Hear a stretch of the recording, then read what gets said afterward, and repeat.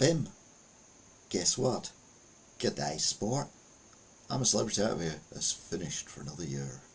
And what an ending it was. We were down to the last 4, last time we checked.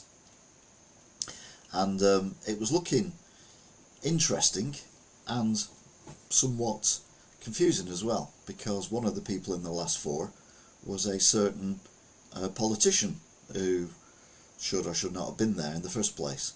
But anyway, we had Mike, we had Owen, we had Matt, and we had Jill. So this was yesterday's show, and what occurred? Well, they all put tight spandex pants on, which was a bit worrying, and became superheroes, which was even more worrying, I'll be honest with you. And the reason for that was that they were going to become these amazing superheroes by the names of... Are you ready? I've got the cape, I'm in the tight spandex, and I'm loving life, said Owen in his ensemble, as Mike sang, because I've got my tight pants, I've got my tight pants on. The Bush Telegraph echoed to the tune they had earlier sang in camp. The quartet then came up with the superhero names for themselves, with Matt going for Quicksilver, Owen dubbing himself Goldie, Matt as Bronze Bronco, and Jill going for Purple Rain. Obviously a Prince reference there, which not many people would have got, but I got it because I've heard of Prince, and not like, you know, Prince. So basically they're all dressed up for the Cyclone, Celebrity Cyclone. So they start off on a spinning disc, and what they have to do is they have to get these stars onto certain points on this ramp going up, which is just full of water and balls and things like that coming at them. First up was Jill. She had to carry the 4 stars up to the first point of where the stars needed to be. And then Matt Hancock, well, he just stomped up there like he was a Terminator. It was bizarre. I've never seen anything quite like it before in my life. He got knocked over eventually, and then he managed to get the 3 stars that he had to carry from Jill's when she carried 4 stars. Took him more than one attempt, but they got there eventually. And then Mike literally rugby-tattled Matt, and I think there'd be some damage to the pair of them, really, a bit like the Iranian footballers, the goalie and the defender the other day against England.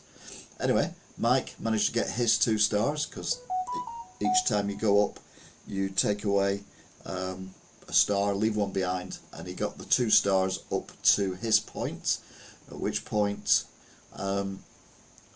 it was Owen's turn. And Owen, I think he just loves everything, doesn't he, Owen? He's like a puppy. He's like just permanently everything's great, everything's wonderful, everything's fantastic kind of thing. Even a bit where he flew, admitted only for a second, but still, he flew. He was flying. The good news was that they all got knocked down again to the bottom. Well, okay, that was the bad news.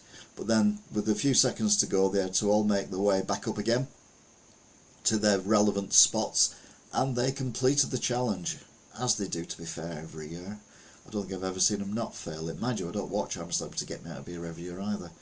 And I've never been happier for a piece of rope or a piece of wood to go along when they were all stood there soaking wet through, having done the challenge, in their tight spandex shorts, and that beam going across the handrail was in the perfect spot, so we weren't, well, Mike Hancock's was not on view, so that was a good thing, and we were all very happy about that.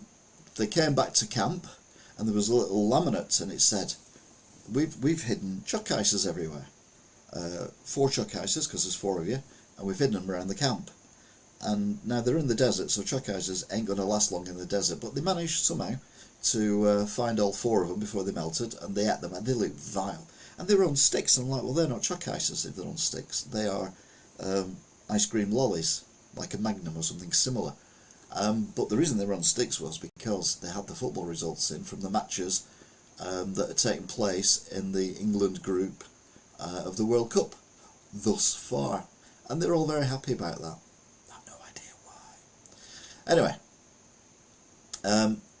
there's a eviction and shock, horror, gasp, it's who I thought was going to win it, Mike Tyndall, and he is, well, kicked out, and he's like fourth one. Whoa, hang on a minute, how is Mike Tyndall less popular than Matt Hancock? Anyway, Zara Tyndall, his wife, was there to meet him, so I suppose he was happy enough. And to be fair, if he'd have won it, it probably wouldn't have changed his life or anything, so yeah. But I mean, it kind of blew up the final three that I thought we'd have, which would have been Matt, Scott, Jill, sorry, and Owen. I thought they were going to be the final three, but no. The British public had other things in mind, and what they had in mind was, rather disturbingly, Jill, Matt Hancock, and Owen. Now, I've said all along that I liked Jill to a degree, and I liked Owen, and Matt was okay as well, but I don't think Matt necessarily should have got to the final. But there he was, through merit. He'd done it because people had voted for him. The following morning, or the following day, no, the same day actually, later on, they had to go and do a challenge, all of them together. And the challenge was an individual challenge for each of them.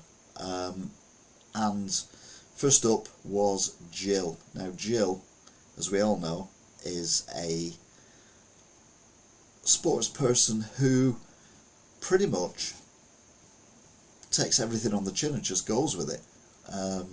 Challenges are not that bad for her, and they basically shoved a star in front of her. She was strapped down in a glass box, and they shoved this star in front of her, and she had to lick the star off the spindle in order to get one of the first starters. So the first three stars were the starters for each of them, and then there was a drink of her choice, and what was the other thing that they had?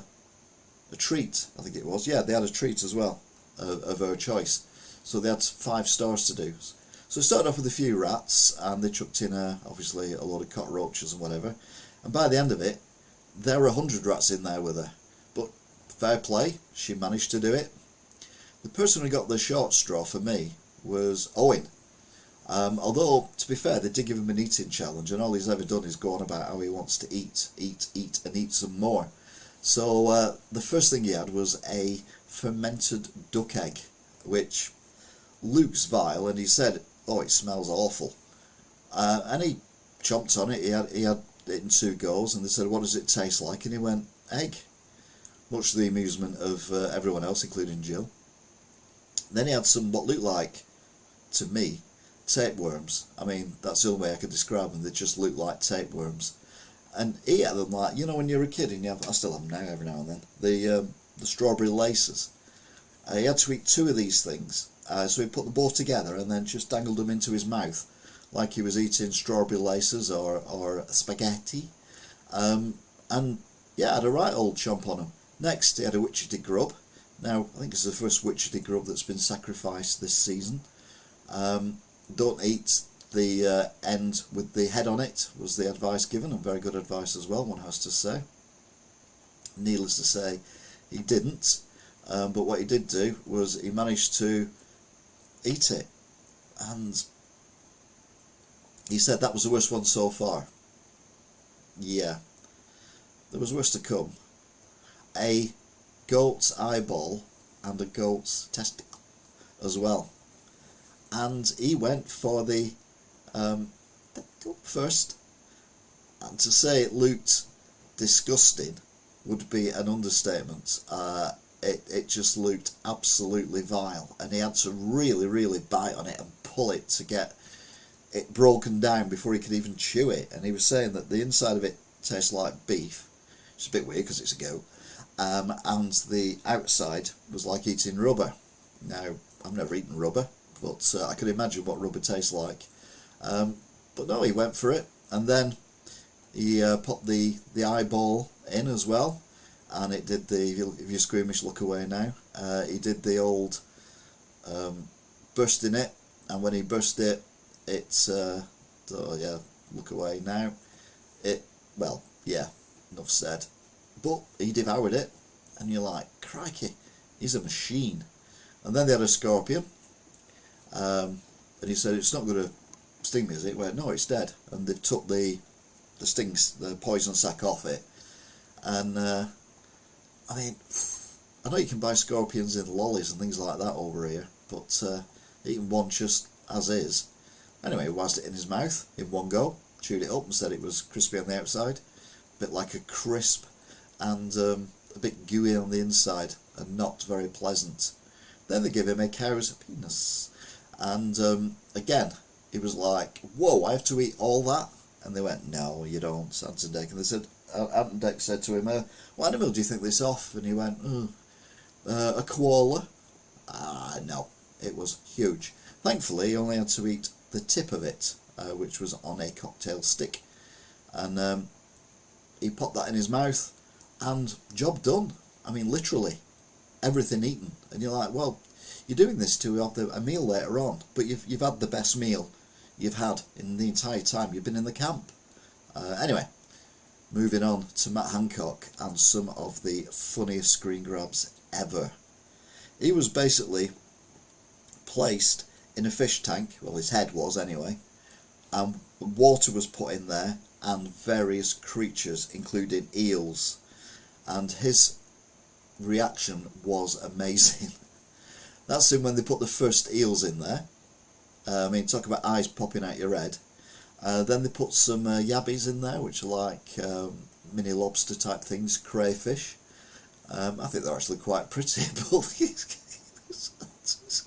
it's got cross-eyed on it. Oh, it was hilarious. And then they chucked in a load of toads as well, just because they probably could. So, by which point the water had gone over his head. Now, they weren't trying to drown him, he did have a snorkel as well. But the bit that terrified me, because I don't like spiders, was the bit when a massive spider was dropped in there, along with other spiders, but it climbed on his head, and look at it. It's the size of a human head. I mean, that is horrendous. And that, yeah, I'm a celebrity, get me out of here, you MFs. He did have an escape plan, which was grab hold of these two, what looked like toilet roll holders, and pull hard, and it would open up the casing and everything, and all the animals would wash away. But be fair to him, he stayed there. He had to stay there for 5 minutes. Each minute was equivalent to a star. So the first three, like I said before, was the desserts this time, because it was all when you'd done the main courses with the first 3 stars. And they did the full 5 minutes. So they drained the water out, and again, another screen grab. And there's a massive toad on top of his head. And then, if you look very carefully, there's a massive spider as well there. Just there, a big spider. And you're like, no! But they did it. They got 15 stars, which is the most stars that anyone's got, because there's never been 15 people in the camp. So that was the day before. Now, they're going to have a big meal, but obviously this is done in a time so that they could get the third person, the person who come third, out live. And I was thinking, it's got to be Matt Hancock. It's got to be Matt Hancock. Anyway, the third person, the person who's come third even, was Matt Hancock. Thank God for that. He's not going to win it. Done considerably better than I think anyone would have thought. And if you'd have put a quid on Matt Hancock coming third in I'm a Celebrity, Get Me Out of Here, when he went in, or before he even went in, I'm pretty sure you would have earned yourself quite a bit of money. And he basically explained everything that he'd done before. He wanted to show that politicians are human too, and all that kind of thing, but didn't mention dyslexia at all, which I thought was interesting in his interview. Anyway, off he went, and he met it up with his, I don't know whether it's his girlfriend or his wife or whatever now these days, no one knows. And then we had a flashback then to last night and the meal. So the starters were spectacular. I mean, that to me is the main course. But that was just the starter. I mean, these guys and girls have not eaten for so long properly that anything is just going to be overfacing them. But, you know, it was all romantic. They had a, proper table, and they had a tablecloth, and I wouldn't say candlelight, but yeah, it was nicely done. And Owen, who's been complaining about being hungry all the time, he obviously goes to Burger King and eats the burgers that I eat at Burger King, because he'd ordered a 4 pate burger, and it was a whopper. A little bit undercooked for me, but it did look delicious, and it was, one of my jokes is it as big as my head? Well, it was nearly as big as his head. It was huge. So it's good to see him tucking in and actually having a meal that he could enjoy. Jill she was very excited about cauliflower cheese and some meat, but the cauliflower cheese seemed to grab her the most, and Matt had a steak, which he said was delicious and perfectly done. I was a little bit disappointed to find out that a knife and fork had been used for the burger. I mean, who uses a knife and fork for a burger, especially a 24-year-old lad? I mean, come on, just grab hold of it and get your gob round it. Then they had the sweets, which were looking pretty decent, but I'm not a big sweet person. There was a cheese board involved as well, and apple pie like Grandma used to make for Matt Hancock. It was all a bit peculiar. And then the final two came out, and they were interviewed by Anton Deck. They had some champagne, and they toasted each other, which I thought was nice. This bizarre friendship that's developed between all these people, and everyone who'd been in the jungle, apart from Olivia Atwell, who had to go home, were there as well, all dressed up, apart from Matt, who couldn't be bothered to get changed, which I thought was a bit disrespectful. No, I'm joking, he'd all just come out of the jungle himself, hadn't he? But yeah, they were all there. They all had some plonk of some kind, and they were all there to cheer everyone on. So it was great. And we got told that Owen had come second, so he ran off and had a big cuddle with his mummy, which I thought was really sweet, to be fair. And our queen of the jungle is Jill Scott, and she got crowned by Mike and went over the bridge and met up with her girlfriend, wife, and everyone lived happily ever after. And that was the story of I'm a Celebrity, Get Me Out of Here 2022. Now, the big question for me is, who was my favourites? And I have to say, I'll be honest with you, it kind of changed during the course of the whole programme. I mean, I started off liking Chris Moyles, mainly because I kind of know him from the radio and all that. So he was like my favourite to begin with. And then we had who else? Babatunde. He kind of rolls in my my favourites because, well, I'll be honest, I didn't really know who he was to begin with, and sometimes that's a good thing because you don't have any preconceptions like we all did with Matt. And I'll be honest, the biggest surprise for me was in fact Matt Hancock. He was remarkably good. I mean, he's chose completely the wrong time to do something like this, and he should be looking after his constituents, but you can't blame him for everything that went on during COVID. I think it's unfair to do that, and I think people who do that are being a bit unfair. Yeah, he made mistakes, but again, no one had done anything like this before. It was we'd never had lockdowns, we'd never had something that was just killing people, and we didn't know how many people would die from it. And yeah, mistakes were made, but it wasn't just him who made the mistakes. Everyone thinks, oh, it was him. He didn't get fined, he didn't go to any parties, and didn't do anything wrong.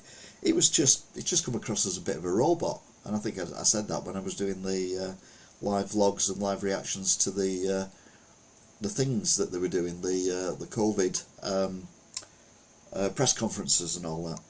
And then another one who popped up was Sean as well. I kind of started to like Sean as well. I thought he's actually really cool. But my favourite, without a shadow of a doubt, was Owen. Never heard of him before. Never watched the show that he's in, which is Hollyoaks. And he's just come across as being a decent chap.